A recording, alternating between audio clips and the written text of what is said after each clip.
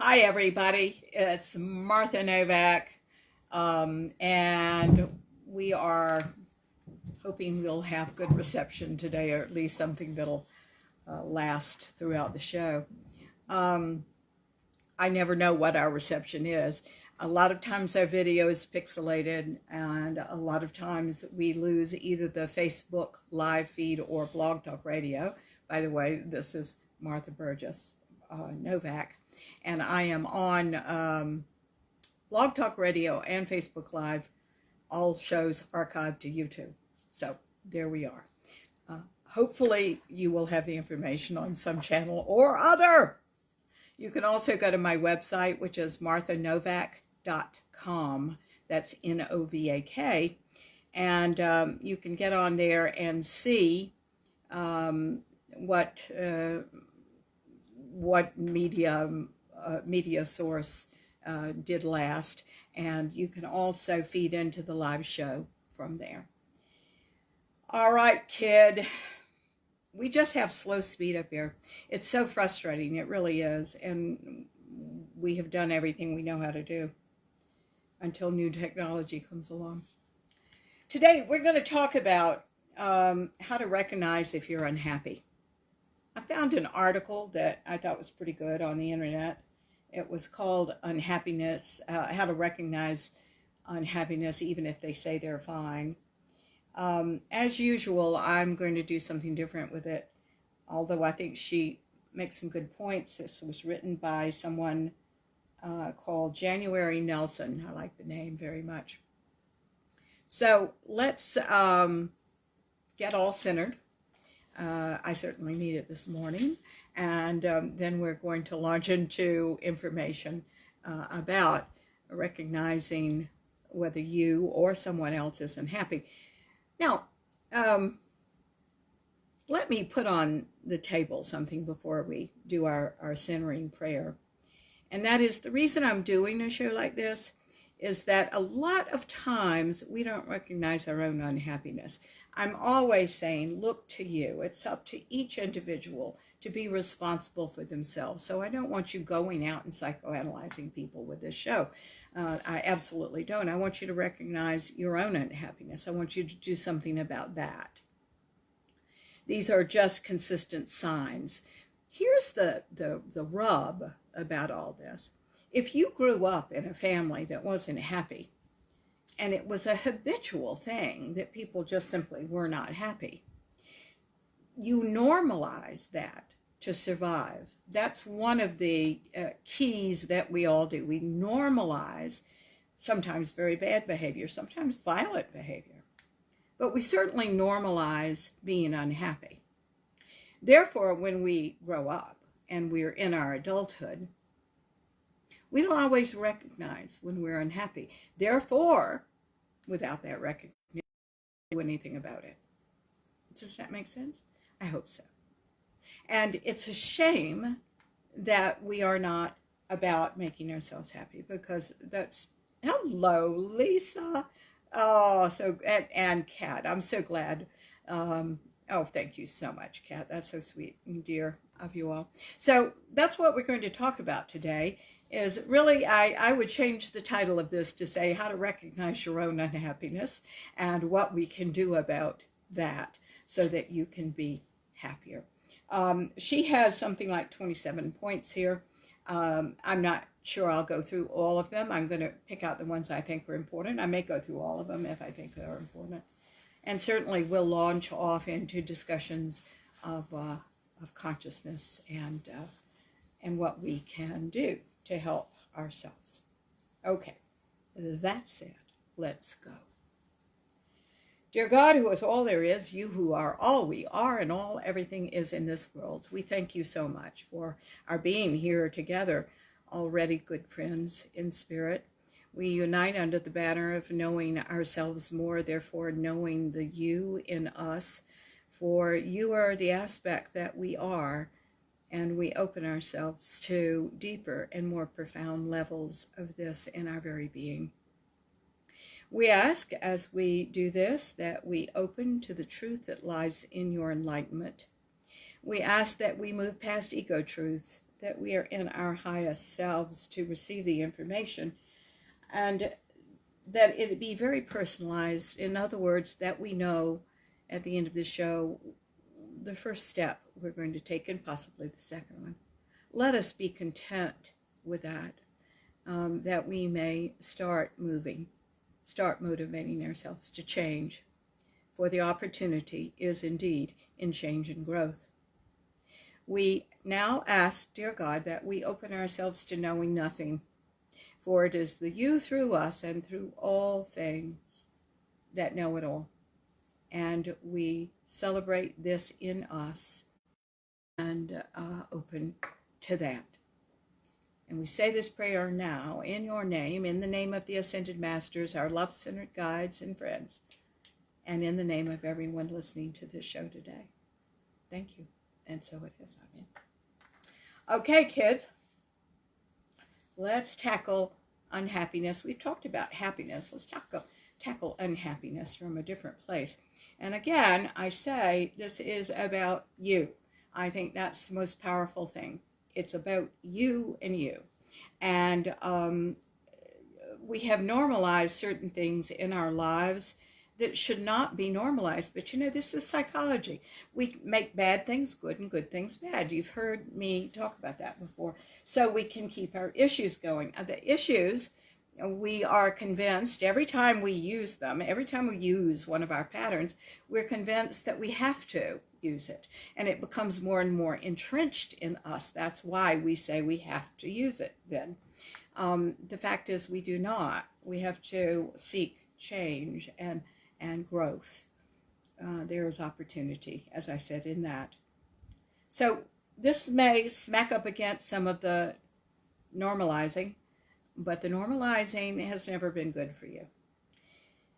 One of the things I always know when someone is depressed and comes to me is that there's a very good reason for their depression. And what it usually comes down to in the end is not the life they had, although I've heard some stories, of course, and you have too.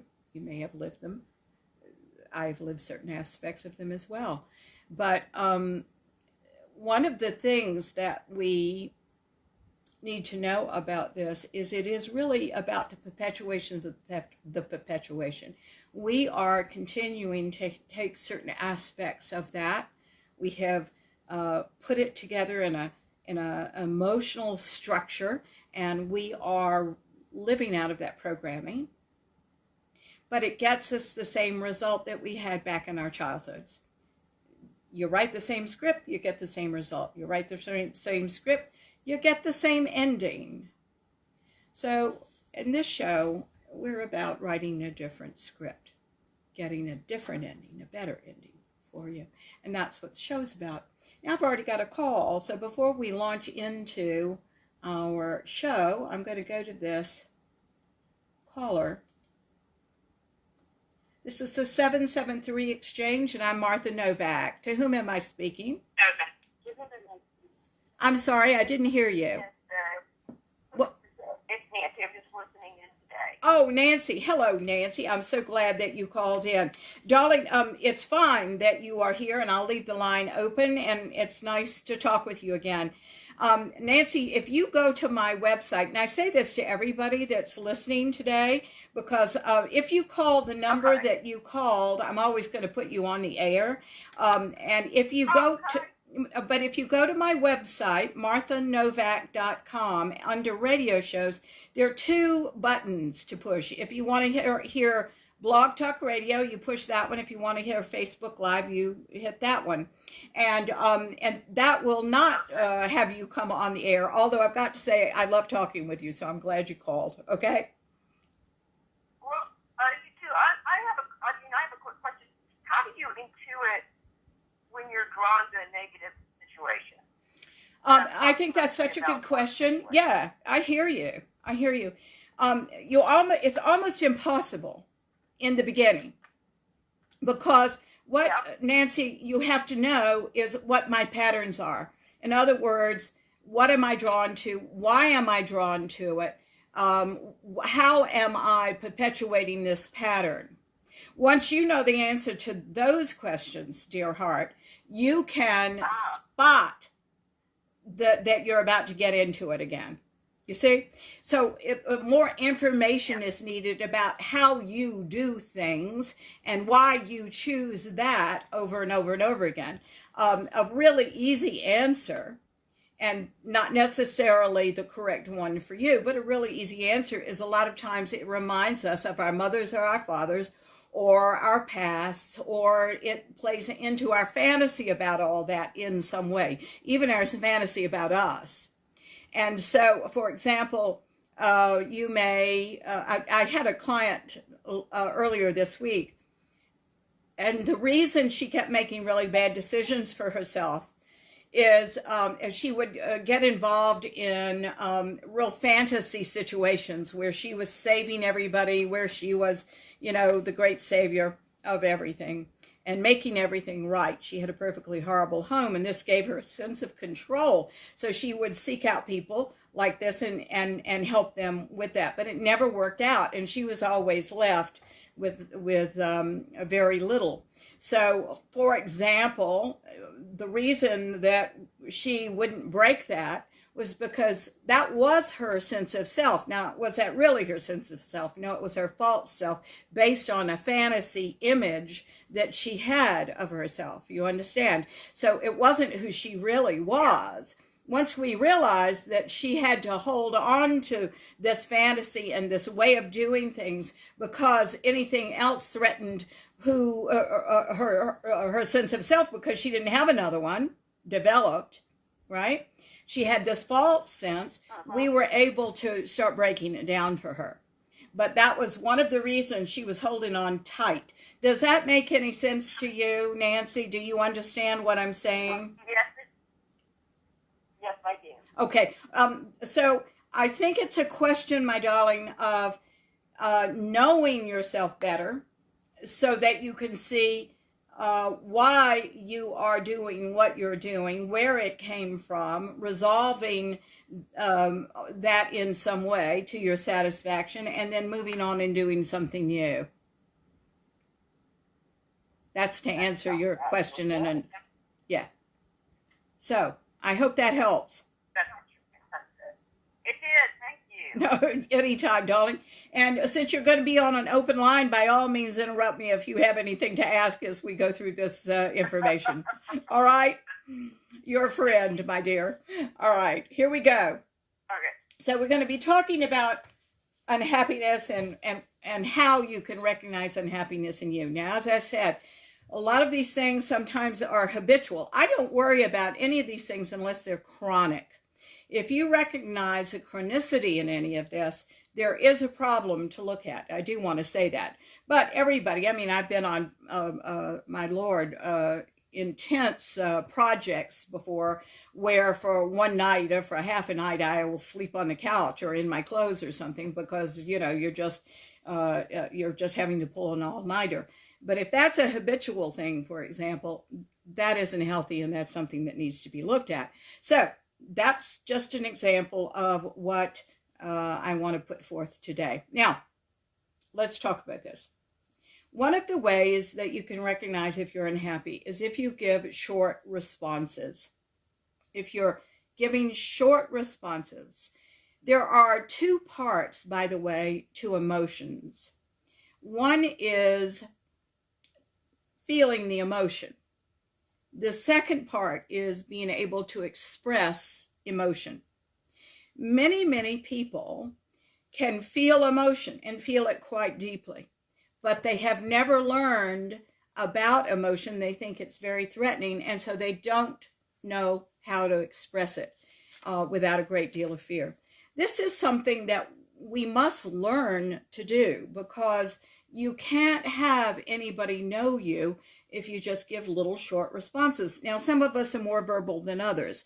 I know my husband's very nonverbal. I'm very verbal. But when we have to talk about something, he's perfectly capable of talking about that, you see? So everybody needs to find their normal in terms of dialogue. It's also emotion. Let me put several ideas on the table about emotion if you happen to be one of those people that might be afraid of it.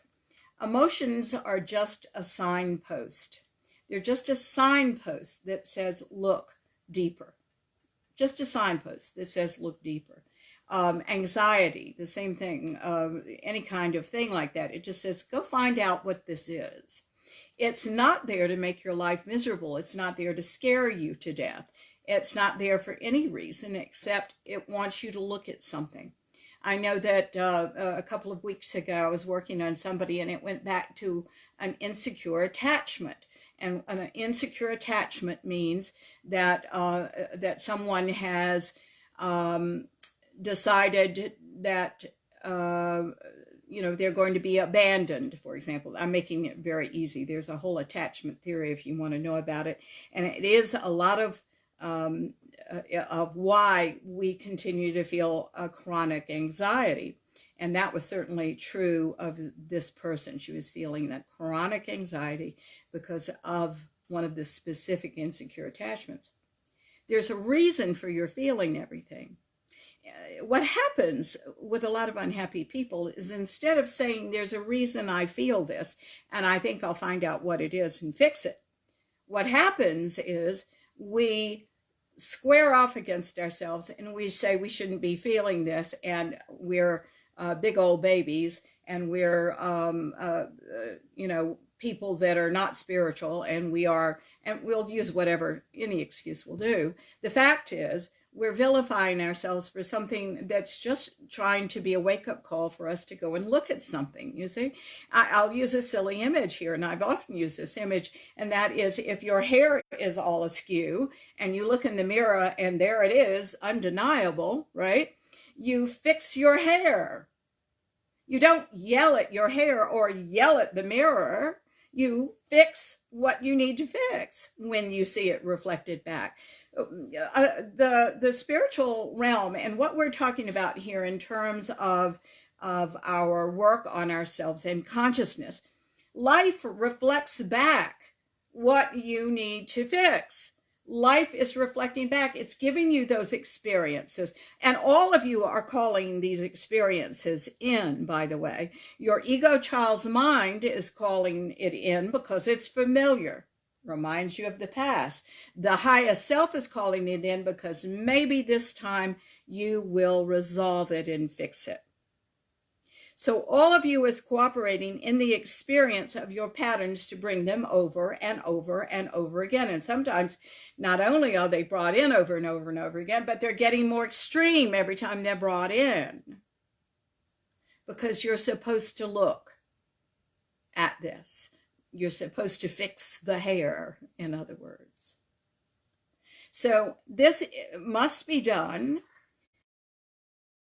Counselor. I don't say that just because I am a counselor, and certainly I can work with anybody remotely. I have clients around the world because we are energy based. We work with energy. As soon as I get your energy, we work with adjusting your energy differently and certainly giving you the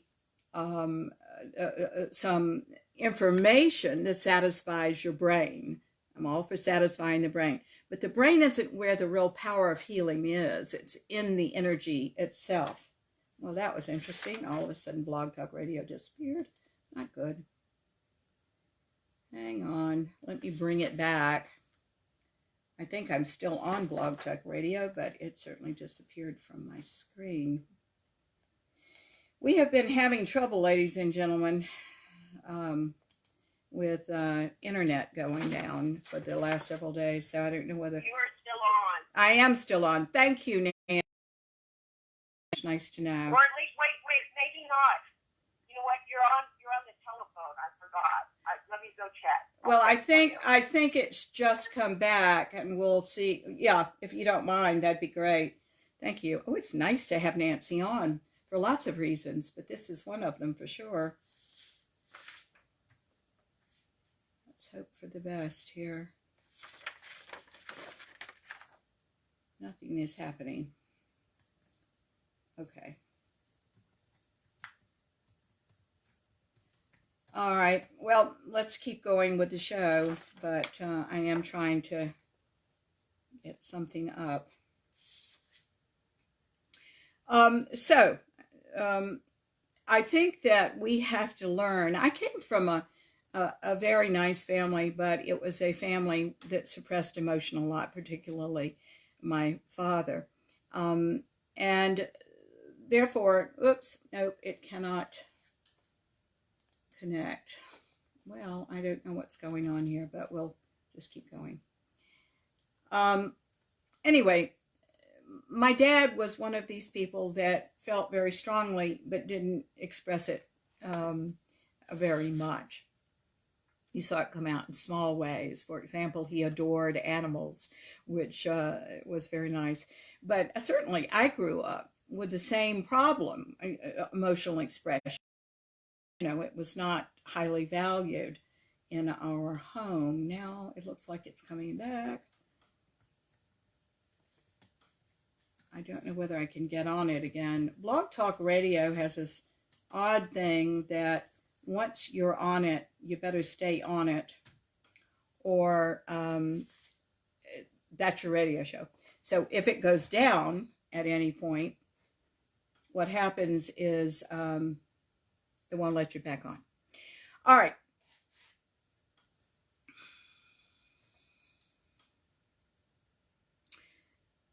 Emotion is also a rapport with all life. All human beings, and certainly mammals, have emotion. We all express it in different ways. But it's extremely important to realize that that is what we're all connecting with each other through. Anything else is a bit shallow. I'm going to see if I'm still on the air. Let's hope for the best. In other words, if you just have a mental interest in something, that's lovely. Glad you have a mental interest in it. But is it a deep interest? Is it a deep something that can hold you together through the years? You see, it is actually emotion that gives you that sustaining quality.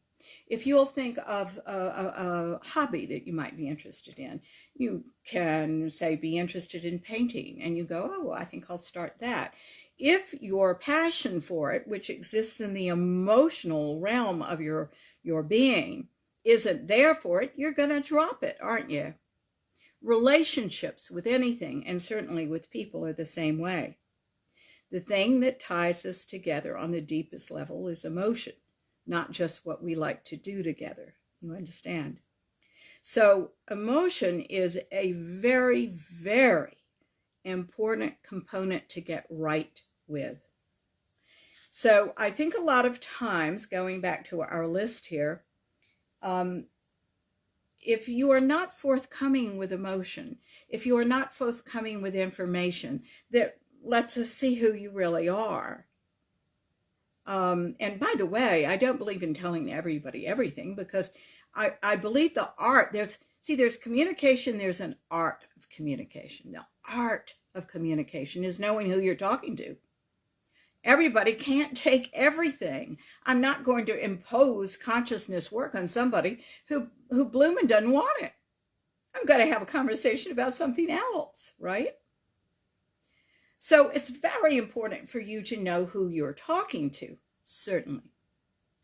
But there are aspects to reveal about yourself that are perfectly safe and nice to give someone, so that they know you and they feel safe with you. And consequently, it's nice when they return that in kind. Short, quick responses that really don't have any meat to them. If you do that again in a chronic way, is certainly one of the ways we can make ourselves unhappy, because we're feeling things that we're not expressing. When you have a lot of emotion that you do not express, can you see the conflict? it results in depression. You understand that? It results in depression. You feel a lot, you don't express it. That's a shame. There's a way to get out of it, and that is depression is a rut. It's the same thing over and over and over again. So what happens if you learn to open that emotional expression in a proper way? When I say proper, I'm not talking about good and bad, right and wrong. That's not the proper I mean. The proper, the appropriate, to keep you safe, the appropriate for the moment, the appropriate for the person you're talking to. It's the way to honor yourself and others to be appropriate. So I strongly suggest, certainly, that everybody does work on their emotions to find out where you are in all that. Certainly when I was acting, and I started out as an actor years and years and years ago, I would act my little heart out. I think I talked about the story last week. And I had a marvelous teacher who saw I didn't understand what I was doing emotionally. And she said, they're not real.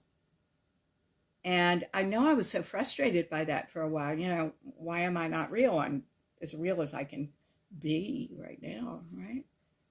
What I realized looking back on it was, I was keeping myself real safe. You can't do that if you're going to be a really good actor. You can't keep yourself safe. Okay?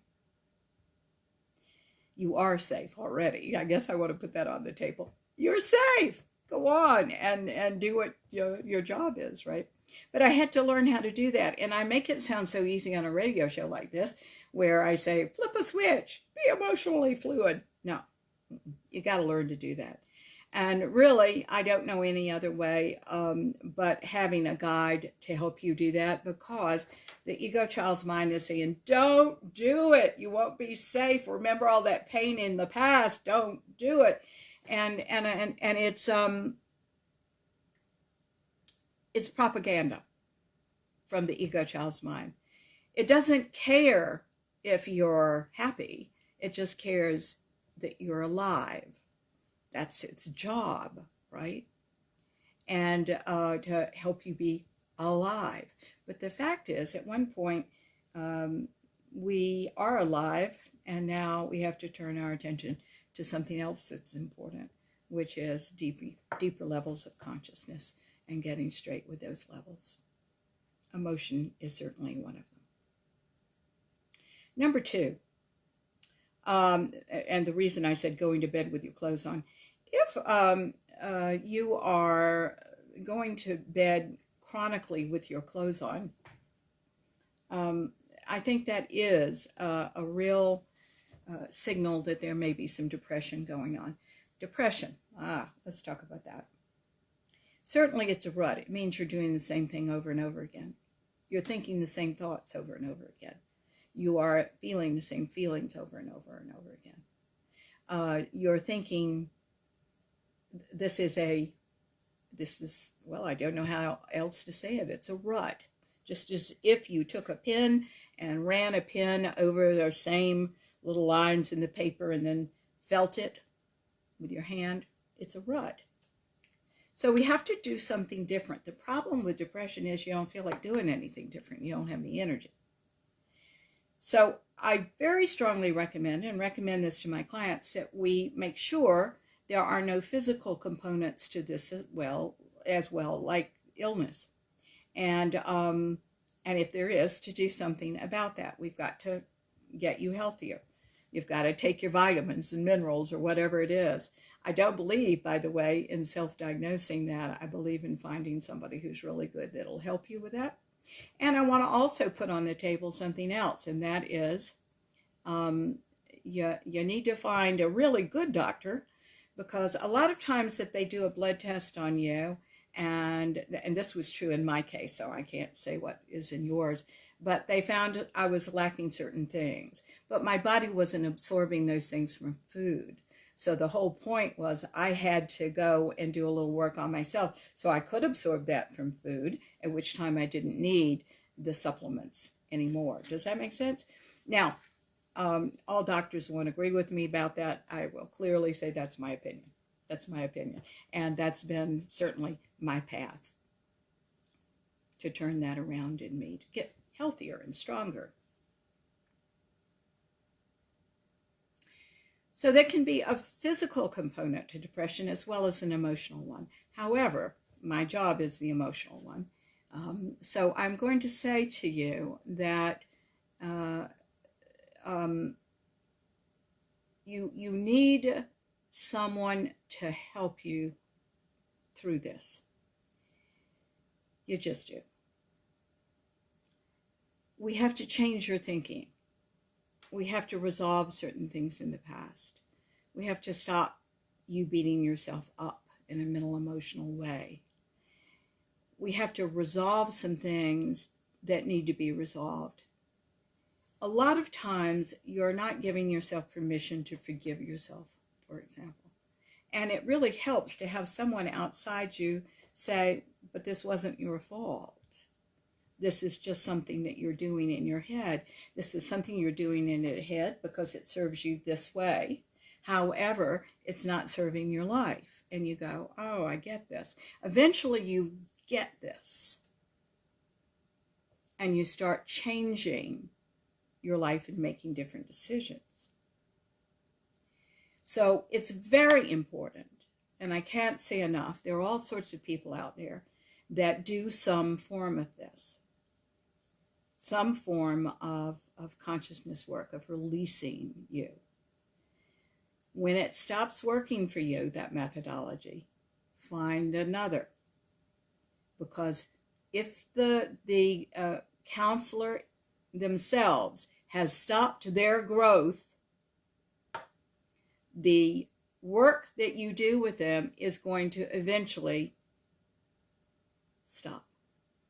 And if your path is to go on and not just be comfortable, but to know as much as you can, that was my path, by the way, then you need to keep going.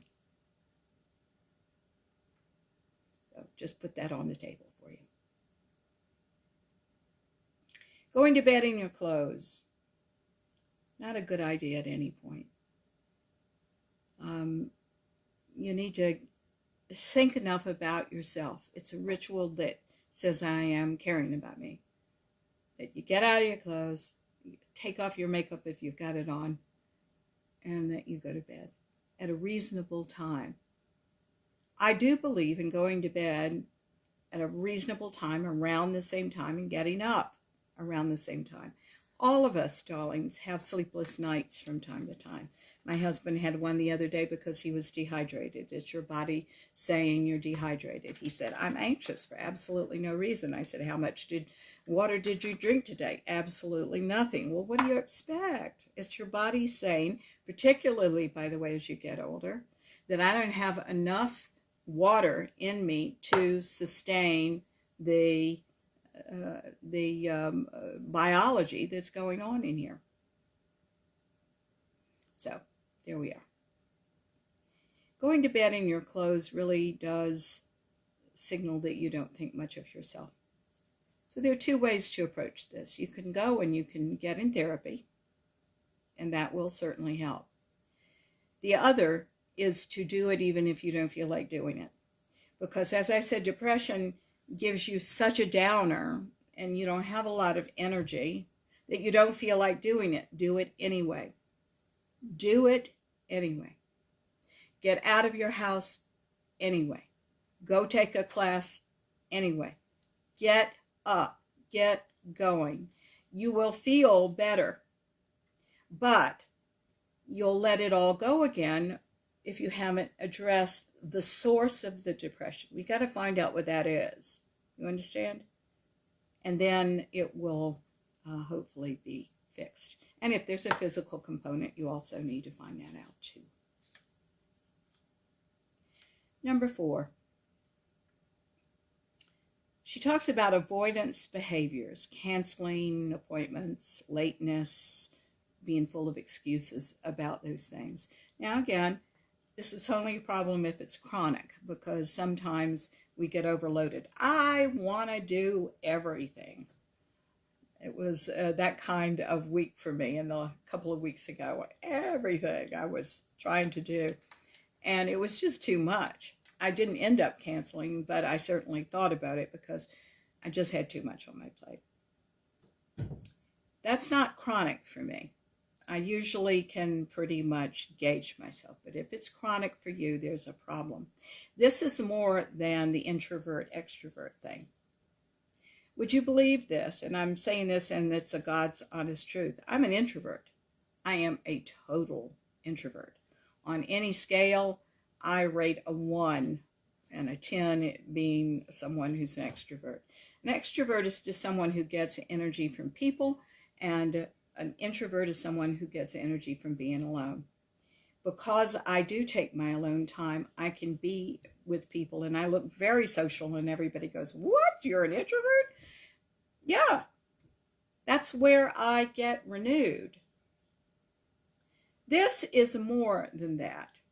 This is giving yourself excuses to go right to your room, to not interact with your partner or your roommate. This is somebody who just is not living in a balanced way.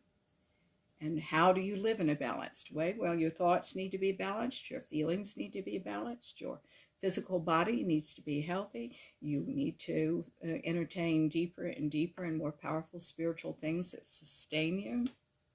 Now we're talking about balance. But this is someone who, this is somebody who is imbalanced and just can't keep up because they're exhausted all the time. I'm thinking of an old friend of mine who's very, very OCD. She wears herself out being a perfectionist and being task-oriented. She's just, that's all she does. And then she's just exhausted all the time. There's a reason for it, and she's not a client of mine, so, you can mention this to her. As a matter of fact, I remember fixing something that hurt her one time. And I said, so stay off your feet and rest. And she didn't. She just cooked the rest of the day and got up and got Christmas ready and did all the things that she needed to do. You can't just keep abusing yourself and expect to be healthy.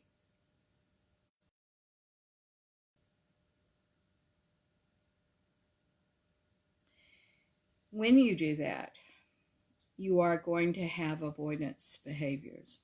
When you stress yourself out to the max, you're going to have to cancel things that would ordinarily be very good for you.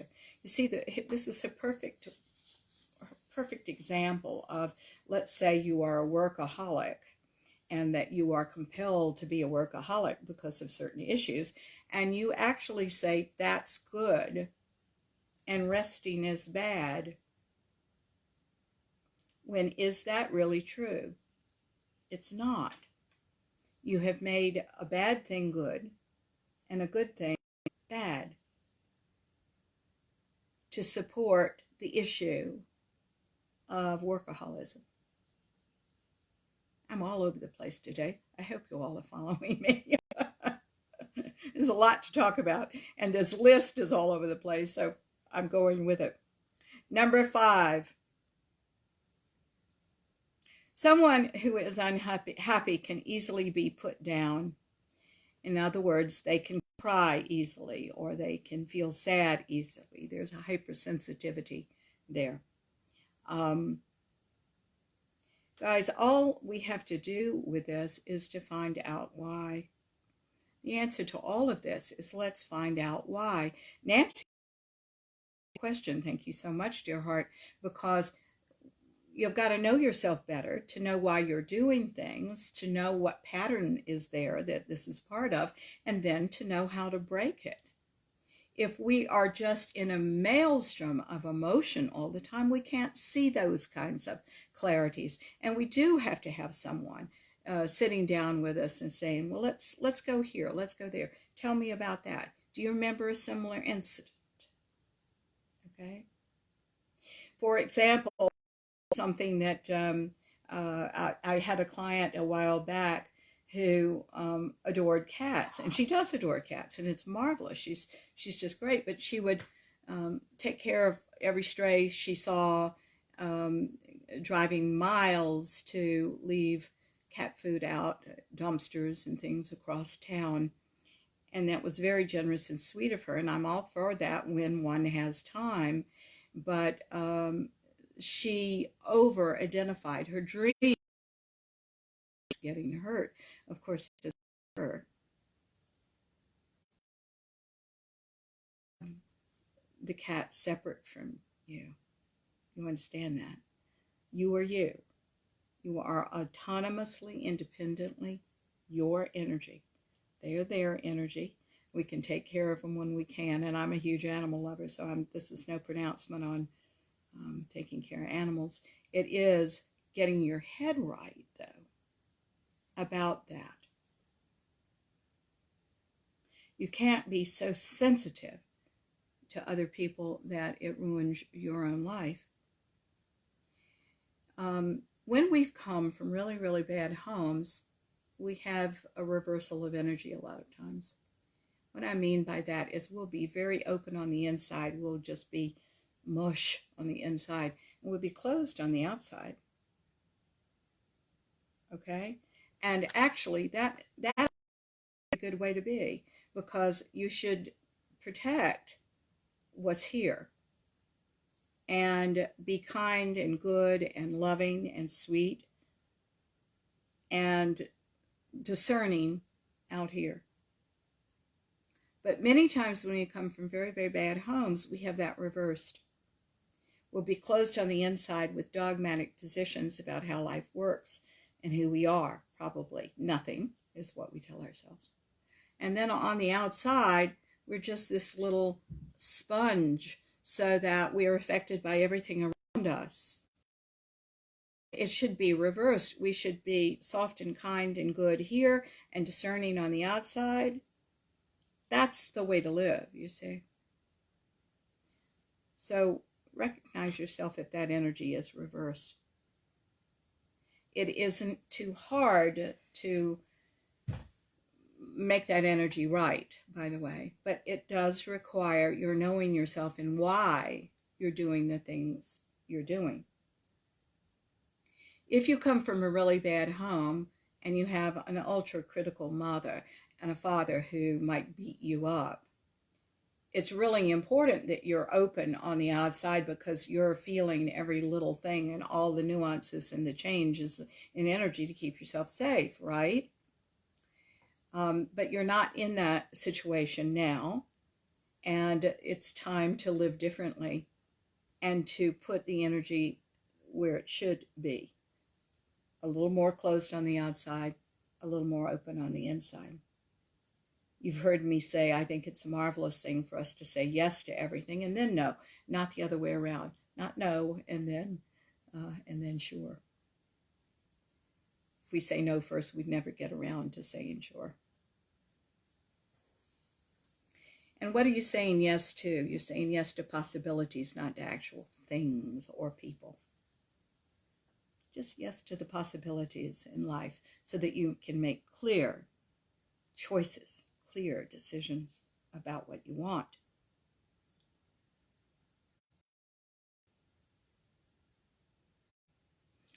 People that are open on the outside and have positions on the inside are often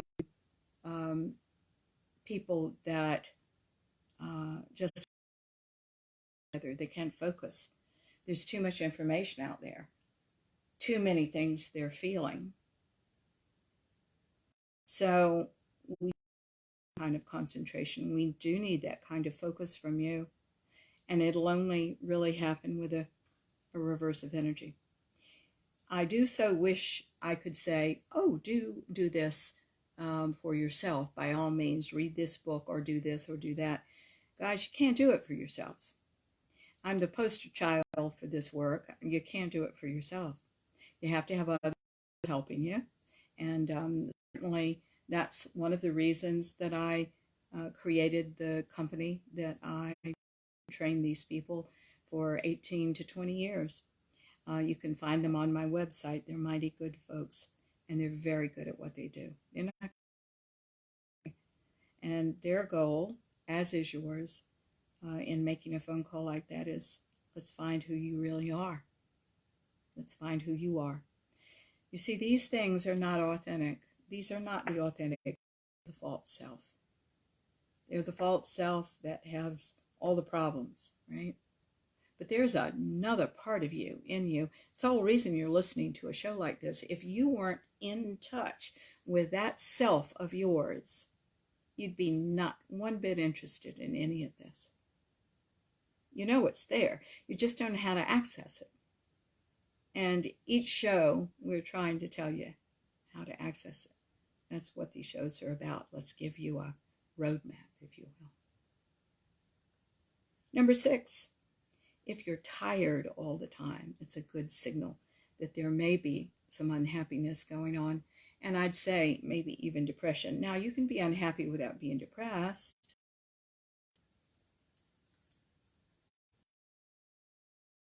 A lot. Two things. I think exhaustion, physical exhaustion, goes along with depression. I think depression often has a lot of physical symptoms. It just does. Spiritually speaking, there are adjustments that must be made in the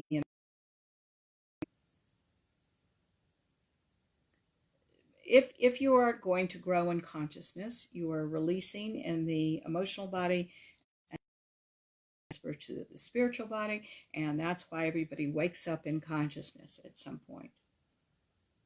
Okay, that sounds good. But there is a break. One doesn't do that kind of work and keeps going. And by the way, nobody does. This is everybody's life, what I'm talking about right now. So little adjustments that need to be made in the emotional body, the spiritual body, the energetic body when we're very young.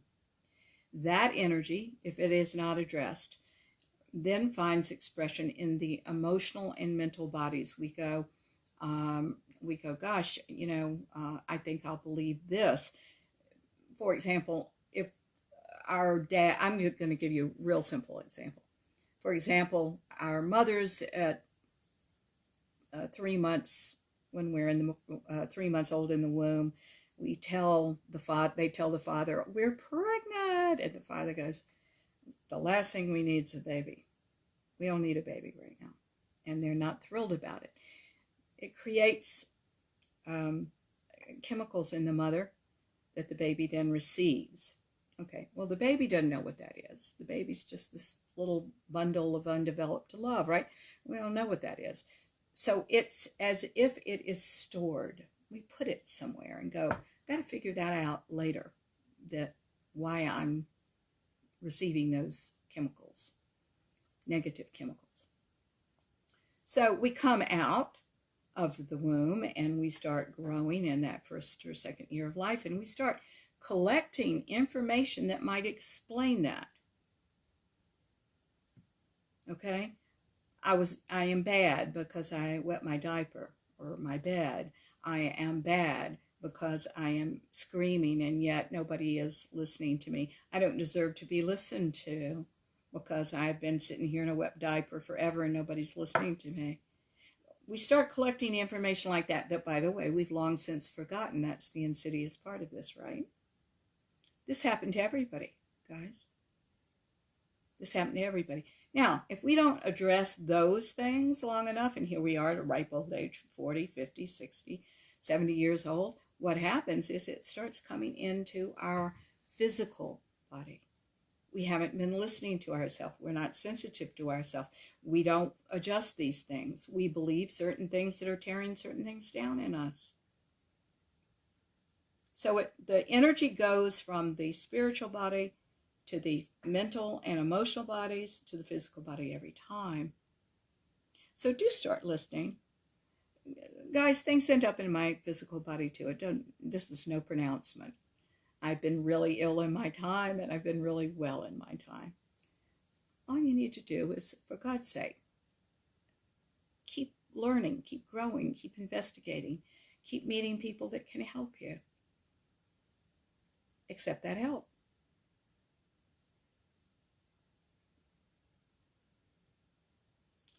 Another way you see unhappy people is that they don't take care of themselves physically.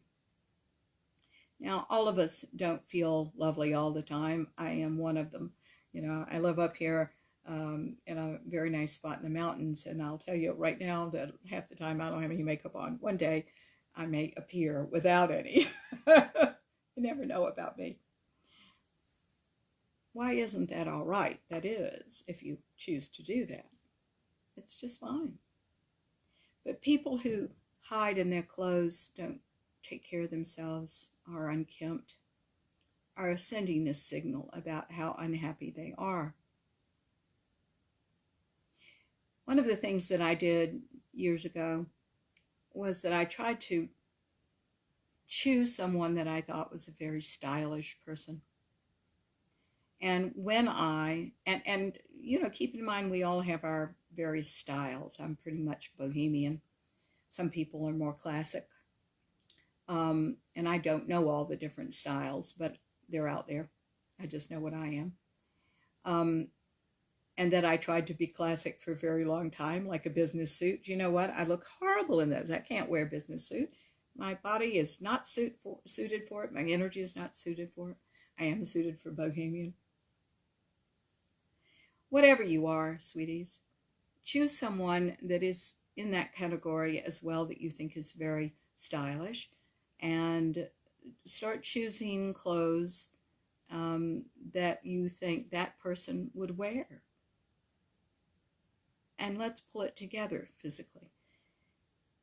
There are two ways to work on yourself: from the inside out and from the outside in.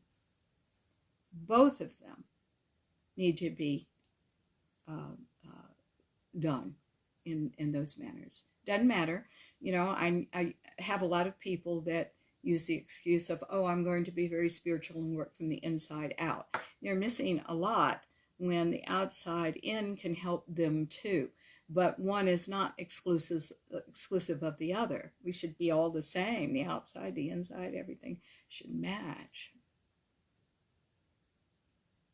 I remember that my theater training taught me this. Playing certain parts required, I know this is going to sound silly, but it's true, certain shoes. You wore flats to play certain characters.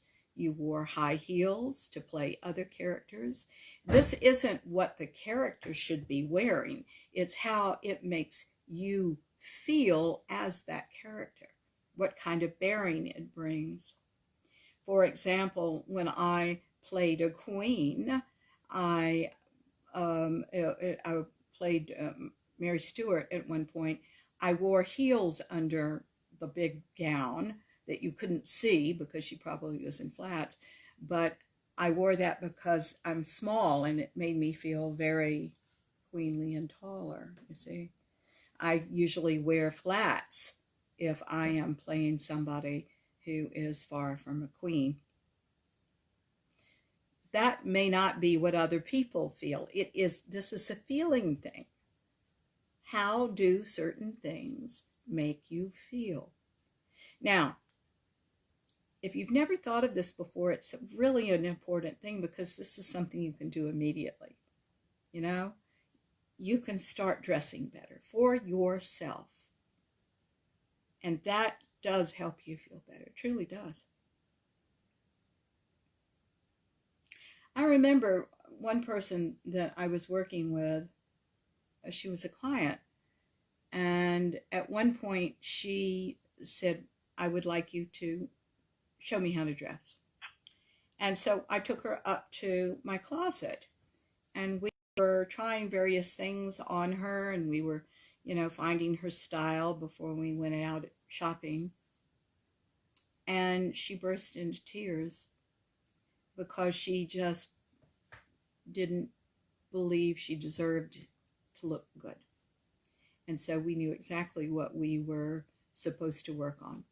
And we went right back downstairs to the office and started working on that. So if that's your issue, we can work on that, or someone can. And I suggest very much that you look at that, because everybody deserves to feel their best. Everybody. Attention. People that are unhappy tend to not pay attention to themselves. Dressing is one thing, but also what they're eating, how they're accepting invitations or not. There is in my opinion, a lack of consideration of self. It's real easy to not consider the self if there is no self. And we've talked about that a little earlier in this conversation. If you think your false self is yourself, that is not going to sustain you. There is a self in there that's quite real and quite dear, and the aspect of the ascended God you are, all love, and sweet and vulnerable and dear and real. That's who you really are, in whatever aspect it looks like. We have to consider that self and what you want to do, because a lot of times people do things and don't consider themselves at all. When you don't have a sense of self, you'll ride on other people's coattails, other people's excitement, other people's invitations, but the creativity, that spark of what you want to do when you want to do it and how you want to do it, isn't there. That expression of you. And it's very important that you have an expression of you. It's what you can give to this world, the mark you leave. So the consideration of self, and that goes down to even what you're putting in your body, what you're eating, that you're making sure you're having healthful things, that you're making sure you exercise and do whatever you need to do for your body in whatever aspect. I'm not a very physical person, so a good walk up the mountain and around a loop at the top is great exercise for me. Somebody else might need to go to the gym. As an introvert, I'd rather be alone and take a walk with my dog or my husband. But you've got to decide what's best for you, you see. Okay. Number 9, too much time on social media. Guys, my opinion, I think we're in a very narcissistic age right now. And I think we better watch it, because we really are. We're so busy throwing the narcissist word around, aren't we? That person's a narcissist. We see narcissists everywhere, except in our own mirrors. We have to be careful about being so self-absorbed, and social media is one of the ways we are enormously self-absorbed. It's nice to share something because you want to share it. A beautiful scenery, a lovely sunset, a beautiful picture of this or that, or a cute dog or cat. I love looking at your dogs and cats. But all of these pictures of ourselves and saying what you had for dinner and we don't care. And there are people that are obsessed with that kind of detail, not only their own, but other people's. And it is a way you compare yourself against them. You compare your happiness or unhappiness against other people.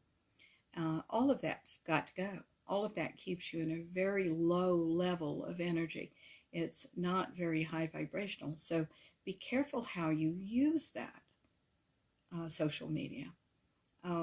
Please, use it to make the world better and not pull it down to the level of, the mundane. I just don't think there's any reason for that. Get on with living and contributing a good life, Certainly, weight gain and weight loss is another sign that you're unhappy. It also can be something that's physical. So if any of those things are happening to you, I think that's really important for you to go and see. I will also say I don't know many people that are completely happy with their weight. I think it's really important to find that you like yourself no matter what weight you are. And I think there are many things to investigate. I don't just think calories in equal calories out. I just don't. I think there are a lot of other factors that are out there that contribute to our holding on to weight, like stress. If we have a lot of negative stress in our lives, you're putting a lot of pressure on yourself, and the cells of your body know it. They're hunkering down and holding on to what they've got because they're under duress. There are many things that cause that. We're all exposed to pesticides. We're all exposed to a lot of things, mold in all of our houses. The society is just now waking up to. We have to take care of ourselves and our bodies. And so if you're unhappy with weight, there are a lot of things to look at, not just what you're eating, although certainly eating healthily is part of it. That was 10 and 11, weight gain, weight loss. Number 12, I better check my time. Number 12, making poor decisions. Boy, I don't even know where to start with this one. Making poor decisions.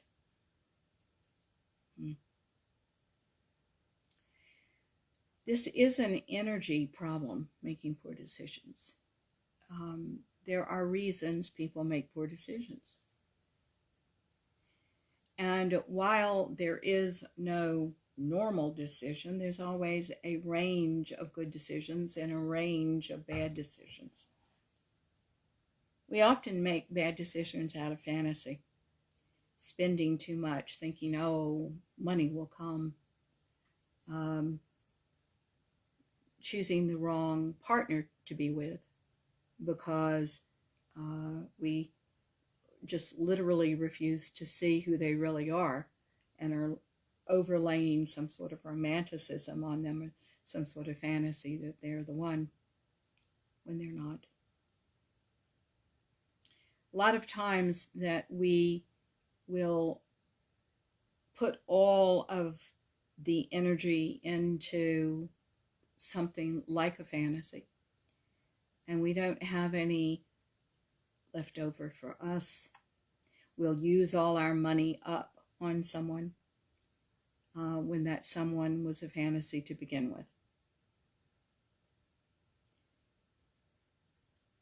In the mix of poor decisions can be an impulse control problem, and that is that we're very impulsive. We can be very impulsive.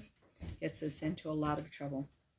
You're a mixture of a fine brain, heavy-duty, wonderful emotions, and a physical body, physical constitution. And also, all of these bodies are your spiritual body as well, your energetic body. This is why when the physical body dies, you can continue to live through this spiritual body, energetic body. What happens, though, is you don't use all of these bodies for poor decisions. In fact, you don't listen to any of them or you only listen to one of them like a brain. This seems like the smart thing to do, instead of taking into consideration the whole being. The best decisions are always taken into the whole being, and they're people that have been trained through bad parenting to make decisions really quickly, right? And I suggest to all of you that you do not. When somebody asks you a question, take time to consider things and say, let me get back to you in another hour or two. I will be back to you by 2:00. That makes them feel very safe, right? You'll have an answer. But let me think about that for a minute. And let your whole constitution catch up, your mental, emotional, physical, and spiritual bodies catch up with what you think about this on all sorts of levels. Now, that's a great note for you. However, if you've got fantasy going, fantasy is a drug for most people. Fantasy is a drug like heroin. It actually hits the opiate centers of the brain when you indulge in fantasy. And nobody likes to be challenged on fantasy. That's my job. And every single time I challenge anybody who's in fantasy, they come out swinging. They're real angry with me. The fantasy is there not to be broken, to make them feel better in a life where they don't make themselves feel better. But you understand that the fantasy itself is creating really bad decisions that perpetuate more bad decisions that help you feel bad. So you have to have more fantasy, and then I'm going to challenge it, and you're going to knock me down so you can do more fantasy. You understand? Oh, I can take it. It's nothing personal when we do this. We'll argue with each other a lot of times in my sessions. But I'll fight for you if you're doing something like that. Fantasy hits the opiate centers of the brain. You don't want to leave it. Every child almost that I know uses fantasy to survive, to live. They like holding on to that. And it does no harm when you are a little kid and you go to your room and you fantasize whatever you're fantasizing, good, bad, or indifferent. It sure is a problem when you're an adult and you still use it. Because you've got to find the happiest lives, find reality that's wonderful. You've got to find that reality is good. And you've got to root yourself in reality to be able to be a participant and a contributor here, which is, by the way, which are the steps to your fulfillment as a human being. So, that's what I have to say about poor decisions. You got to learn why you're making them and challenge those things. Let them be challenged and move on. Number 13. This is January Nelson's, these are January Nelson's notes that we're launching off from.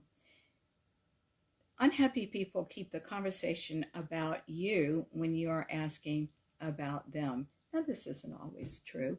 I have a new friend that I just adore, and she and I just had more fun the other day getting together for the first time, but it was just so difficult because I want to know all about her and she wanted to know all about me. It was perfectly delightful, and we did share, but we've got a lot more talking to do.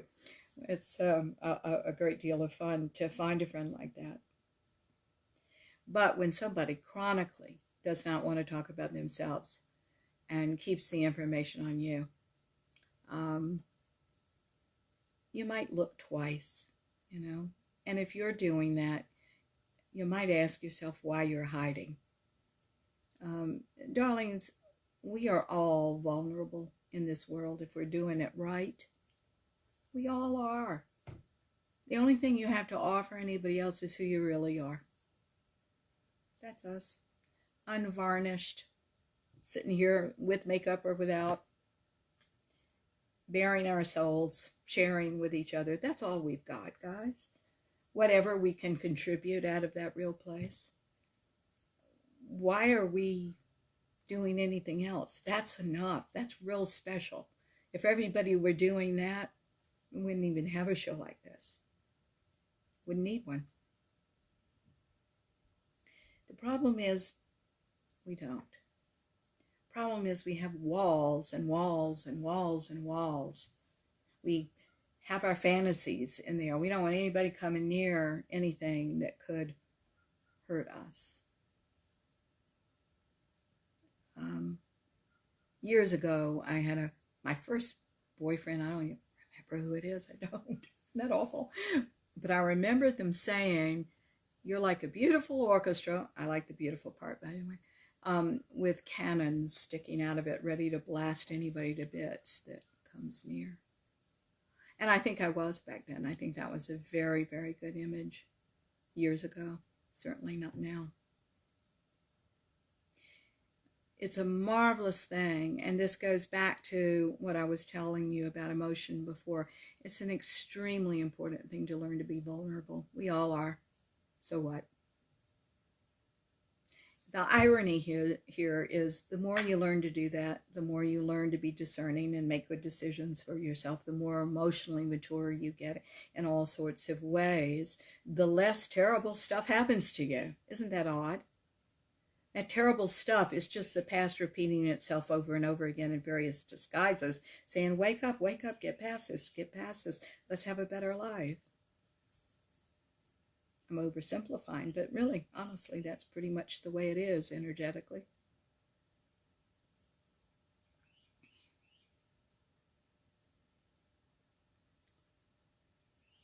We need to give gifts as well as receive them. One of the nicest gifts that I can have is knowing who you are because you've let me see. I really find that an enormous honor when somebody shares with me like that. And I try to do so in turn, by the way. Gift of self, how marvelous. But of course, that one note says there has to be a self there to give. So if you are refusing to put the false self down for any reason, or refusing to see that we even have one, that's a problem. Until it's not. You see, everything that we're talking about now has an easy fix, which is, for God's sake, start studying and knowing yourself better. Learn about your patterns, see them, get some help.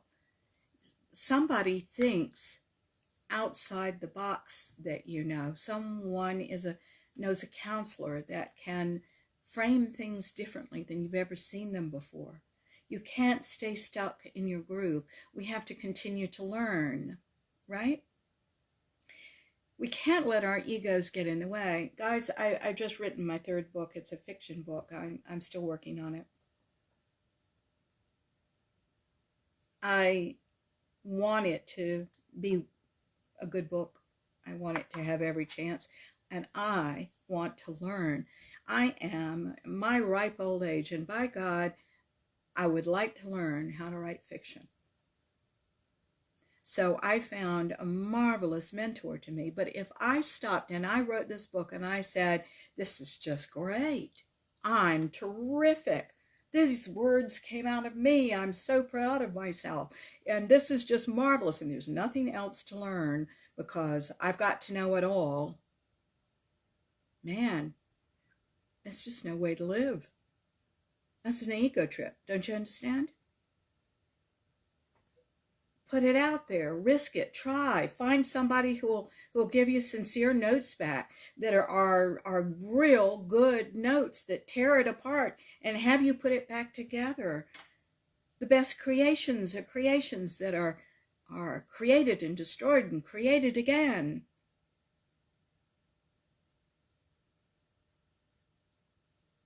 We can't be so narcissistic we don't allow learning.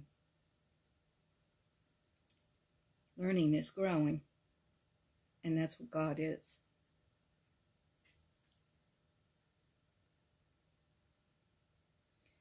Somebody, keeping the dialogue about other people instead of sharing is just missing the rapport with all life, really. It's not very satisfying. So take a chance. When you keep conversation about somebody else, you're not taking a chance on love, are you? Now, many of us shouldn't take a chance on love based on the childhood we had, right? That's what we are telling ourselves. But consciousness dictates something else. It says you should. It says, indeed, you should. And it's time to do it now. Take a chance on love, that somebody loves you, that somebody wants to know you, that you're indeed an interesting person at your core, that you matter. And I think that's something really important here to know, is that you have to matter to you to do it, to take a risk. The self has to be there to work from. All right, her next point is number 14, is people that are unhappy create a lot of mess. Messy room, a messy car. I don't know what that means. Okay. I agree with this to a certain extent. Really, I do. I think I am messier than most because I like layered things. My husband's a minimalist. He really loves very clean, kind of Danish modern things, very clean, right? No, I like antiques. I like looking around the room, seeing interesting pots, seeing beautiful pictures behind those interesting pots. I like all of that. However, I learned years ago that if I let anything get messy, and if I let too many things get messy at one time, it's almost impossible to clean up. You get overwhelmed. The way to do that, the way to handle that, is to do one thing at a time. Clean up a corner. Just a corner. Because what happened to me years ago, and I wasn't happy when all this happened, was that I thought I had to do everything all at one time. No, just clean up a corner. Just clean up a corner. Clean this, clean that. Now, here's the interesting thing. I am just not going to stack pans. I use this image a lot. My husband likes to stack pans. He's an engineer. Everything goes, it's beautifully done, right? Not going to do that. Because I can either stack pans, or I can do this work, or I can write something, or I can do a session. I think I can be more help those ways than stacking pans. Doesn't mean that I don't like my pans stacked. Please stack my pans. But my whole point in saying all of this is know who you are. Know your kind of messy and your kind of clean, and don't compare yourself to anybody else. What's your style? But what your style is comes out of who you are. Who are you? At your bottom line, who are you? Now, organize your house. Next point. 15, emotional withdrawing, isolation, withdrawing, watching too many video games, that kind of thing. What I do want you all to realize is that whatever you're spending a lot of your energy on is what you're going to get more of. That's a communication tool with the universe. If you spend all day long watching porn, well, that's your life. That's what you're going to think about most of the time, even when you're not sitting at your desk. That's your life. It's not going to go anywhere, If you're spending all day long sitting at your desk watching video games and playing video games, you're not going to really interact with anybody. Certain skills are being developed, sure, but in terms of you leading a whole and dimensional life, ain't going to happen. It's a life in balance that we're talking about here that makes us happy. It is a life in balance. How much exercise do you need? How much mental stimulation do you need? How many words do you need? How much reading do you need? How much television do you need? By the way, I need a lot of television. I'm a director, I'm a writer, I'm an actor, I've done all that. I find this the most stimulating thing in the world. I'm working the whole time I'm watching television. My husband's bored to death because he sees it on one level. He'd rather sit there with a good book on World War II fighting ships or something, and he's learning something that way.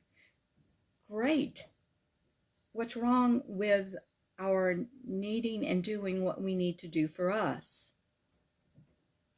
Has to be an us there for you to know what to do for it. Okay.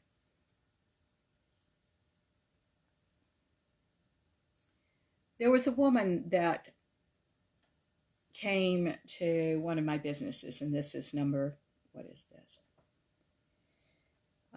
16. She calls it cracking jokes. I am a business coach as well. So I was at a company, and they were asking me to interview people. Sometimes I can actually ask some questions that they in their company cannot ask, right? So I was interviewing a candidate, and she said she was a joke a minute. She was one of the funniest human beings I ever saw in my life. She was hilarious. I also gave her an assessment that is called the Learning and Communication Sequence. It showed that she was very, very smart, and that she had a lot of emotion, but that she didn't express it. You all have already learned what that means. There's usually a big depression with that. Well, she was cracking jokes constantly. She really was funny. It's the funniest interview I ever conducted. She was great. She just wowed this company because she was so funny, right? And I told them, I said, in 2 to 3 months, when you all become family, because that's what happens, everybody's issues start surfacing in 2 to 3 months once the family unit is established, right? You're going to see depression. She's not going to be so funny anymore. And sure enough, that's exactly what happened. It was interesting because in the interview, and I give very hard interviews and ask some hard questions. She was wearing this lovely, rather low-cut dress. It was black, as I remember, and her chest was exposed. And I said to her, I said, I don't know what this company is going to do. I have my recommendations, but here's one of my recommendations, and that is that you don't wear that outfit to an interview again, because the stress that you're under shows on your chest. It was bright red, very blotchy. Her stress was coming out on her chest. And there it was for me to see. So if she had worn something a little higher neck, I might not have seen through her so easily. Humor is marvelous. I think humor is just great. But there's a mania that can come out. And mania is certainly when someone is very deflective. They're trying to keep you off of them. There's sometimes pent up disappointments, anger, a lot of other things that they're hiding underneath depression, which is just this wonderful hidey hole for unresolved emotion. You do understand that, right? Depression it isn't that there is no feeling there. It's that it's unusable feeling. It's unexpressed. That's what's really going on there. So we crack jokes instead. We make other people happy instead of ourselves. That's why a lot of times you hear about comedians being so sad that they make people laugh and then they go home and they have very unhappy lives. I'm all for humor. Love it. very attractive quality in people, but not at the expense of self. Here we are again. You got to have the self. Number 17.